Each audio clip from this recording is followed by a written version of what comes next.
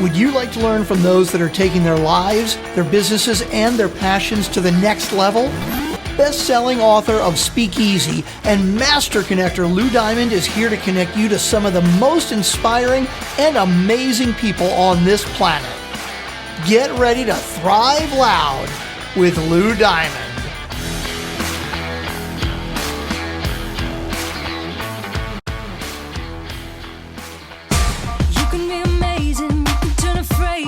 To a weapon or a drug. You can be the outcast to be the backlash of somebody's lack of love.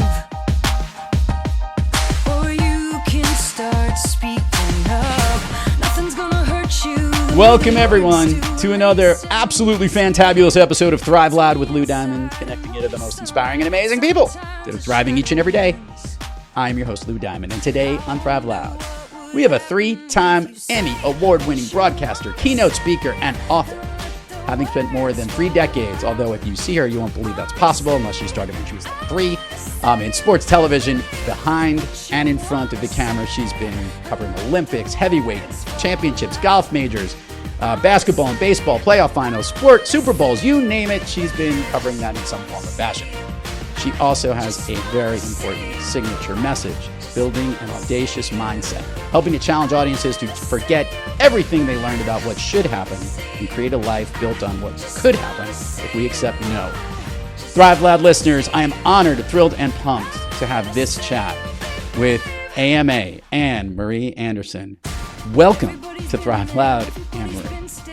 What an introduction. We had some flattery, some promotion, some excitement. Very impressed. Here we go. I got to level up. You got to level up. And you know what? That should not be a difficult task for you because you are up for the game.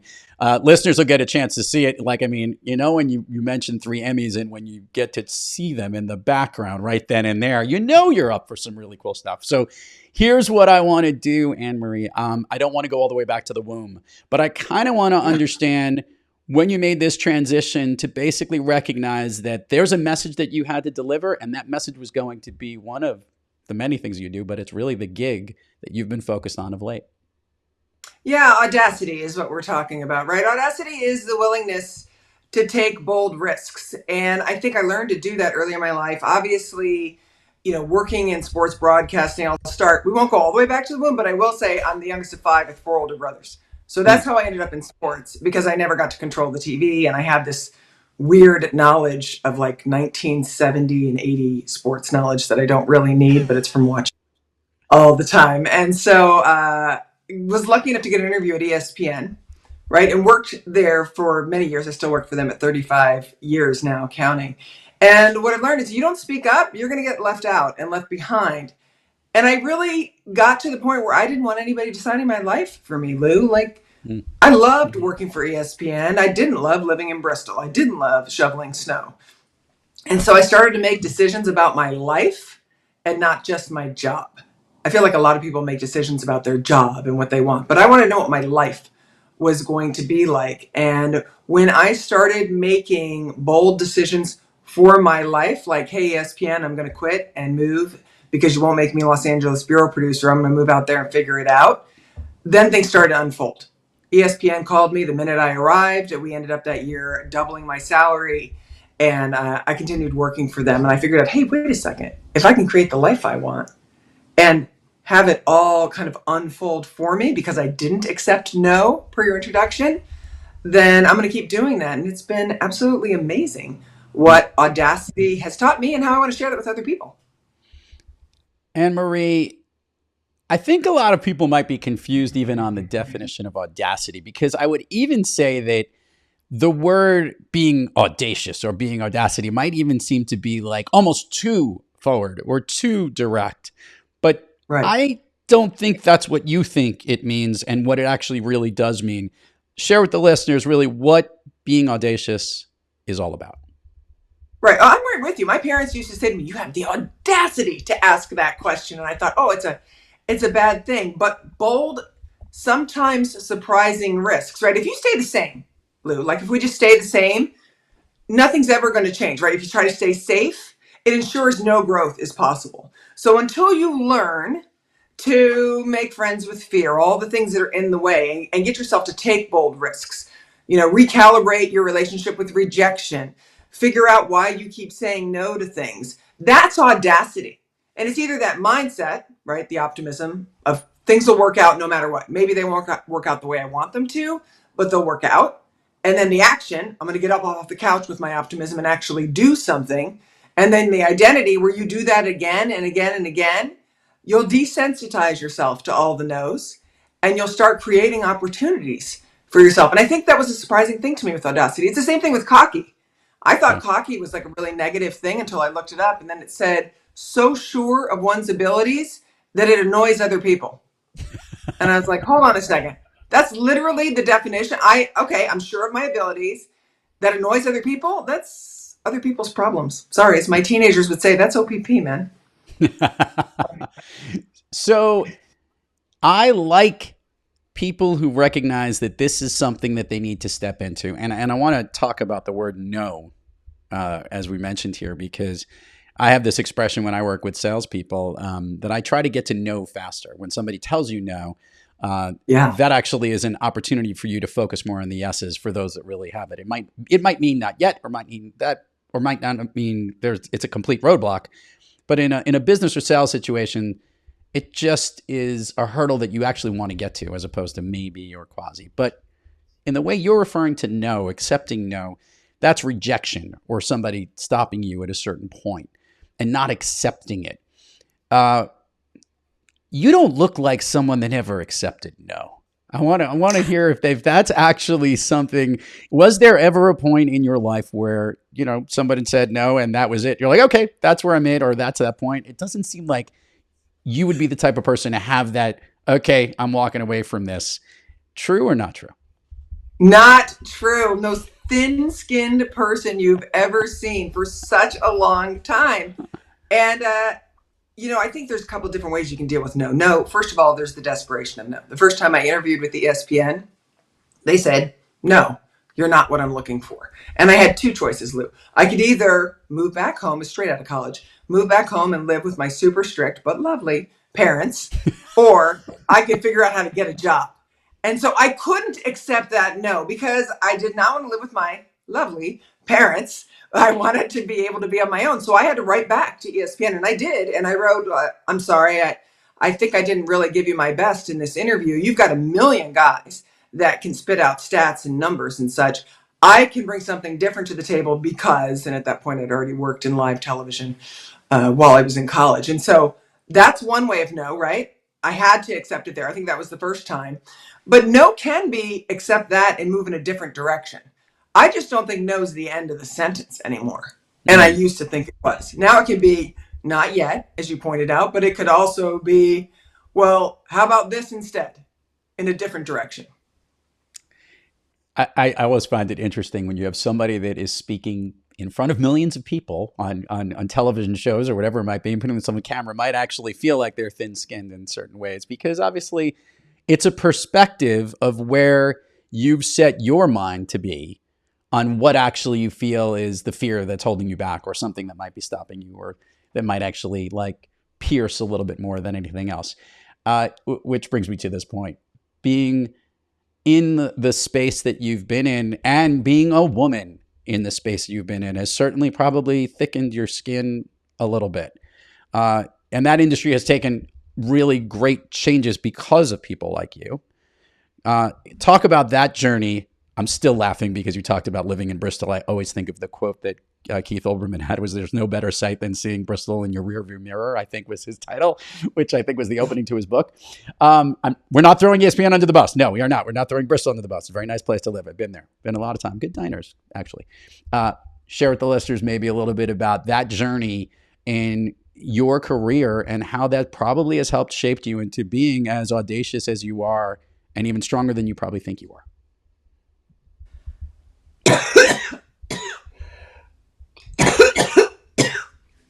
Don't worry. There's editing. That's why I waited. Go take a drink. All right. Drink your water. Let me know when you're ready. So we want to go from how I went from being thin skinned to a little more thick skinned. Yes. Right? Ready? Go. Okay. Yeah. I think being thin skinned was kind of when I was younger. You don't have the opportunity. Like there's this grasping with ESPN because it's the most competitive place on earth. It really is. Everybody is trying to hold on to a job because it's a great job. So what I found was I had to pull myself out of being shy and pull myself out of rejection, hurting my feelings, and just swing again and again and again. Because there's a million people, not a million people, 1,000 people competing with you for that job and trying to get those assignments and stuff. Lou, I lost my, let's just go again. Will you ask the question? Because I'm like, that's not what I wanted to say. Are you okay? Hold on a second. You okay? Cough Yeah. You all right? Just take a breath. We're good. We got plenty of time. Because I had the answer the first time and then I started coughing. And I can't even remember what I asked you. No, just kidding. Well, I think it was something about being thin-skinned Yeah. and TV. Well, it really was. Maybe tell us a little bit about the journey about being as a leader, as a woman in that space, and maybe how it strengthened you, and maybe how it made you even more audacious than you probably even think you are. Being in TV is tough, man. It's a rejection-heavy business. And it's one of those things that, prior to being in TV, I wasn't rejected a ton. I was a collegiate athlete. I got to play my sport in college. Things were going. So once those rejections started coming, hey, can I get this assignment? No. When I wanted to go on air, no, no, no, no. I learned that rejection was really just one step in the road. So when I'm in television, especially as I was a producer before I went on air, people had a hard time taking me seriously. Not the people I worked with. The men that I worked with were great. But the people that I would be communicating with, if I'm producing a heavyweight title fight and somebody comes up and I'm a 26-year-old in Vegas leading a crew for a Mike Tyson interview, I had somebody ask like, okay, can I speak to the person in charge? And I said, I am the person in charge. How can I help you? Well, he really couldn't grasp. I want to speak to your boss. And so I have ended up saying to the crew, hey, will you get this guy a chair, please? Like, just get him a chair over here. And my crew who knew me was like, oh boy, she is going to blow him up. And sure enough, he got a chair, sat down. I went back to working with my crew. 5 minutes later, he's like, is this guy ever going to come? And I said, what guy? And he goes, the guy in charge. And I said, oh, I already told you I was the guy in charge. I just got you the chair so you could take a moment to wrap your head around it. And I think the more I did those things, the more I realized I deserve to be there. It's all about, like, do you deserve to be in that space? Yeah. And the more I was able to stand up, it definitely led to my audacity in taking bigger risks. I think audaciousness helps us kick ourselves out of imposter syndrome. I think when we think we can't do something, or we're not even sure we're going to be the best at it, that the right mindset is that we literally can do anything, and we can have that mindset. We will be able to deliver at that level. I'm even joking about this. Listeners need to know this. Before we went on, Anne-Marie hesitated about, because this is your first book and creating a first piece of content. And there was a little bit of nervousness about all the stuff that comes around a book. We've had a lot of authors on this program. There's a lot of stuff that has to happen, and a presence of putting something out there, which is the question I want to ask you. You've been creating a lot of content for a lot of years, and this is one specific piece of content that resonates. And I have found with great content creators that there's a gift that they get when they get this piece of content out there. In writing the audacious mindset, in putting this audacity together that you've put together, this incredible book right behind you, which is right here. Listeners can go check it out, see it. There's the book right behind her, Cultivating Audacity. What has been the happy accident and the gift that you've received in creating this incredible piece of content for the world to take in? There was a gift. You're very smart at this. Yes, exactly. When I was writing it is when I looked up the definition of cocky, because my dad once told me I was cocky and I thought it was a bad thing. And it completely freed me. Writing Cultivating Audacity completely freed me from having to apologize for being successful in certain spaces. Like, I always told myself, I don't want to be cocky. You can't be cocky. And then once I realized that cocky meant so sure of one's abilities, I thought, well, yeah, 35 years in television, yeah, I'm sure of my abilities. Am I the best ever? No. Do I deserve to be here? Yes. And so in writing Cultivating Audacity, I was able to kind of really dig into my own thing, because there's 4 barriers that stand between most people and the thing that they want to do, the place that they want to get to. It's either fear, time, money, or your inner critic. Money was an interesting one for me because I'm already a full-time broadcaster, a full-time keynote speaker, a mother of 3, and I decided to write a book in my spare time. Yeah, not really. And so I needed to find out, time is a barrier. How was I going to get around that? There's something called the urgency fallacy that I go into in the book, where you flip things around. But I also needed to buy back time. And I can be a little bit tight with my money. But once I learned that I could spend some money to get an assistant to take all the stuff that I didn't want to do anymore, I was able to buy back time. Time is energy. Energy I could put into the other things that were important to me. And I learned that through the process of writing this book, and then ended up sharing it in the book. People on this program, Anne-Marie, most of the times, like yourself, throughout your amazing career, have been thriving.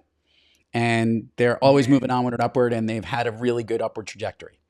Yet we both know we all have days when we're not quite kicking on all cylinders and we're a little off our game. I would love if you could share with the listeners, when you have trouble thriving AMA, what practice do you seek, or maybe what individual do you seek out to help get yourself back on the thriving track? Oh my goodness, there's so much great stuff here. First of all, I grew up with my mother saying, "This too shall pass." That's all she used to say. It used to annoy the heck out of me. This too shall pass. I learned that when things are going great, that's also gonna pass. So you need to stay steady. When you said, what person do I seek out? Really interesting question, because my oldest son, who is 19, has stepped in. I had a rejection recently that really frustrated me. And I was upset about it, and I communicated it with him. I'm a very emotional person. I was a little bit teary. I was a little bit frustrated. And about a week later, he asked me to lunch. And of course, if a 19-year-old asks you to lunch, you're like, yeah, absolutely. We went, and he said, "Mom, I'm a pretty confident guy." And I agree. He's a confident guy. And he goes, "And I have nothing to be confident about. I haven't done anything yet." And he goes, "But you have done this and this and this and this and this. So how is it that you're letting one person's opinion blocking you from one assignment that you want to do get in your head and shake your confidence?" And I was like, wait, is my own kid coaching me up right now? Is my own kid doing that? And he goes, "Mom, you're a killer. You're a killer, Mom. And you need to get out." And I thought, wow, I have birthed a coach. And that's the person I go to when I am not thriving. So I love this, because not only have you birthed the book Cultivating Audacity, you birthed the human who cultivates audacity out of you. We got to love the ironical circle of all of that. That's awesome, by the way. There's nothing better than tapping into something you've created. There must be like a sense of pride and reality check every now and then. Get ready for parenting years from now. What that's going to do to you? Just be prepared. Fast forward the clock. Yeah, exactly. All right, Anne-Marie, let's do the admin part of the show, because we're going to have an extended version of Fun Street here. Share with the listeners all the places people can find you, websites, URLs, social handles. We will put it in the show notes, but it always gets more engagement when they hear it from you. Perfect. You can always start at my website, AnneMarieAnderson.com. It's AnneMarieAnderson.com. There's also CultivatingAudacity.com as a website, but really you'll find me on Instagram. Cultivating Audacity on Instagram. You can also find me on Anne-Marie Anderson TV on Instagram, Facebook, Cultivating Audacity, X, Ann M. Anderson on there. I always respond. LinkedIn, of course, as well. And I'm very interactive. When I hear from people, I really try to get back to them. My producers just said, "Oh my God, that's a lot of handles." Okay. It is. We'll cut it down for the show notes. We'll put it in there. We'll make sure it's there. All right. I've been dying to do this since the very beginning, because we've been having fun anyway. Is Anne-Marie Anderson ready to go down Fun Street here on Thrive Loud? Let's go. This is the Audacity Queen, so we're going to be audacious the whole time. All right. To start things off, Anne-Marie, can you share with the listeners, do you have an all-time favorite movie that if it's on, you are literally hooked in and you just got to watch it if it's on some streaming channel or TV or cable or whatever it is? Is there one that sticks out more than the other? Defending Your Life with Mel Brooks. You've never seen it, right? Oh, I've totally seen it. I love that with Meryl Streep, which is freaking amazing. Love that movie. Yes. You could eat limit. You can't gain any calories. You limit pizza, and you go through all your past lives pavilion. I can't get enough of that movie. It's one of my favorites. Yeah, I love that movie. And you go through and defend every decision you had. It kind of relates to Audacity in a way, which I just realized as I was preparing for this podcast and I was listening to your other ones. I thought, ooh, that just completely aligns with who I am. No wonder it's my favorite. I got to see recently a special with Albert Brooks that he was featured on HBO. And I think the name of the show was Defending Your Life, which they called it. And he was interviewed by Rob Reiner, who directed that movie, which is even more amazing. So they're best buddies and friends, and they go through his entire career because he was such an influential, off the beaten path comedian in the 70s and 80s. And such an important part of, I guess, judging by we're about the same age, where he is, that he's really quite a genius, and he's had an amazing career. I love that movie though. What a good call. I'm giving you a good call here for that one. I'm going to look that up meanwhile and see the little interview and documentary. Yeah, that's cool. Definitely. It definitely was HBO, or you can get it on Max or whatever streaming channel. They have now shortened everything down into like one letter. Yes. It's just because of like X. Freaking B. Yeah, exactly. That's all it's going to be. It's just going to be one thing. Okay. I'm going to do we call it the Speakeasy Pub Crawl. Speakeasy was the book that I wrote. We love taking things easy. We like stopping at our favorite cool, jazzy places, if you would. I want to hear what cool, jazzy places connect with you, and based on these questions. So here we go. Of late, a song that you love to listen to, or maybe one that pumps you up. Brave by Sarah Bareilles. Whenever I'm asked for a walk-up song, the words "say what you want to say," let the words come out, really resonates with me. It's part of that don't be shy anymore. Just say it. Just say it. Love it. And a favorite food that's not a dessert. I could eat pizza all day, every day. I like it. Very generic. What about a favorite dessert? I'm not a big dessert person. Are you going to kick me off right now? No, I won't kick you off. But would you eat a dessert? What would you consider a dessert? I would eat, dark chocolate. Just like a piece of really good dark chocolate. Don't give me crappy chocolate. Please, okay. It's like, don't give me milk chocolate with wax in it. Give me really good dark chocolate. I'm with you on that. An activity you wish you did more of? Play beach volleyball. I still play, but I'm a little overwhelmed right now with my life. And so I wish I was playing more. My friends are always down there. The beach is like just a couple blocks down the road. And whenever I show up randomly, I've got a game. That's awesome. An activity you wish you did less of? Expense reports. Expense reports. My assistant handles all the business stuff, right? She does all that billing, but like my ESPN expense reports, I'm like, seriously? Okay. Put it in, over $25. Got to have a receipt. Where's the receipt? Here we go. God. Sidebar before we go down the rest of it. My COO of my company happens to be my much better half, and she literally makes me do expense reports. I have to do my expense report, by the way, for September because I'm behind, and we're recording this in October. And I just want to make it clear that she has rejected expense reports, my own thing, like literally, like you need something for this. I mean, that's the type of thing. So I too hate doing freaking expense reports. Anyway, let's continue. What's a new activity that you recently tried that you like so much you want to tell all the viewers and listeners here that they should try? A new activity I have recently tried. IVs. I get hydration because I travel so much. Yeah. I go in and I get hydration and immunity IVs. Super relaxing. Now I live in California, so I know it's very woo kind of thing. But when I'm traveling a lot and I go in there, I swear it helps so much. Doesn't hurt. Sit in there. Gets me sitting still for an hour and get rehydrated before I get back on the plane. Love it. If I could snap my fingers and Anne Marie Anderson could be anywhere in the world, where is she? I am in Botswana. Oh. I want to be way disconnected. I spent a couple of months in Africa. I went to Africa on a vacation, got khaki fever. I don't know if you know what that is. That's where you fall for your guide because he's wearing khaki and you think, oh, he's so cute and everything. So I got khaki fever, fell for him. So then I went back. Again, this is pre-marriage, of course, and spent another month there. And I didn't love him, but boy, I loved being on safari. So I'd want to be right in the middle of safari. Spectacular stuff. AMA, Anne Marie Anderson. Everybody check it out. Not only all the Emmys behind here and this amazing person, but Cultivating Audacity.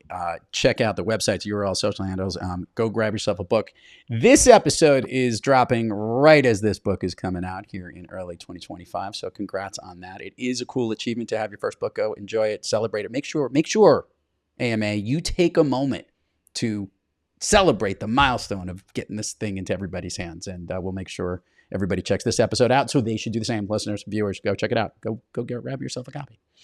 And with that, thanks for having me, Lou. This was so much fun. Oh, absolutely. Thank you for being here, and thanks for keep doing what you're doing. Love the message, and see you on some stage somewhere out there real soon. I'm sure it'll happen one day.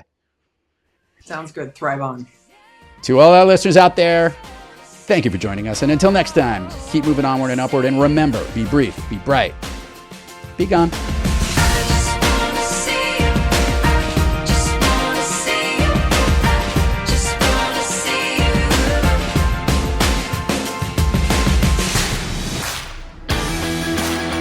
You've been listening to Thrive Loud with your host, Lou Diamond.